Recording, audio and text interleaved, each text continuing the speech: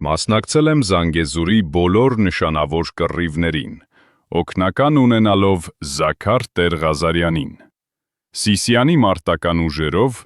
որոնցից 300-ը ձիավոր։ Իմ մասնակցությունը հաճախ վճռական նշանակություն է ունեցել մեր գավառի ինքնապաշտպանության գործում։ Պատմությունը հաճախ չի տալիս հերոսին այն, ինչին նա արժանի է, բայց երբ լեռներին հարցնում են ով էր ձեզ հետ, նրանք հիշում են Պողոս Տեր-Դավթյանին։ Զանգեզուրի պաշտպանությունը դարձավ նրա առաքելությունը։ Զանգեզուրի գոյամարտի հերոս, Սիսիանի զորքերի հրամանատար Պողոս Տեր-Դավթյանը ծնվել է 1880 թվականի նոյեմբերի 12-ին,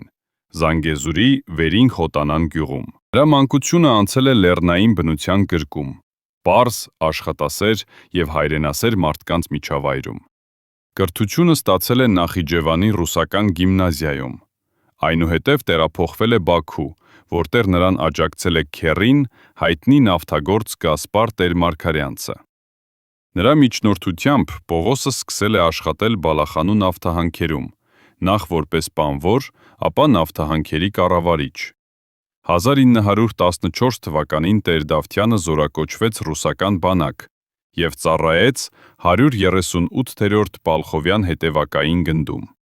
1915 թվականին ավարտում է Թիֆլիսի պրապորշչիկների դպրոցը և ստանում սպայական կոչում։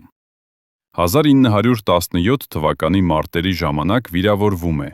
սակայն վերականգնվելուց հետո կրկին վերադառնում է ծառայության։ Նույն թվականին նրան շնորհվում է պորուչիկի լեյտենանտի կոչում։ 1918 թվականին Պողոսը միանում է Բաքվի Հայոց ազգային խորհրդի կազմած ինքնապաշտպանական ուժերին,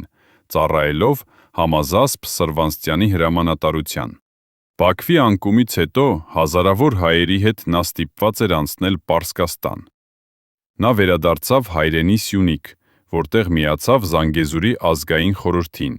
և նշանակվեց Սիսիանի զորքերի հրամանատար։ Պողոս Տեր-Դավթյանի ղեկավարությամբ կազմակերպվեց Սիսիանի պաշտպանությունը։ Նրա հրամանատարությամբ մղվեց ծանր և հերոսական կռիվներ թուրք-թաթարական զորքերի դեմ։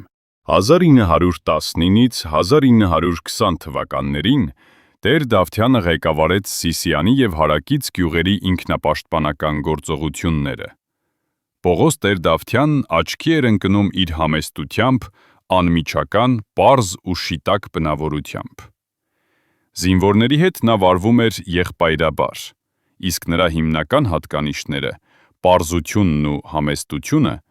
նրան դարձնում էին սիրելի բոլորի համար։ Ժողովրդի հետ հանդիպելիս նա նախ պահանջում էր միասնություն,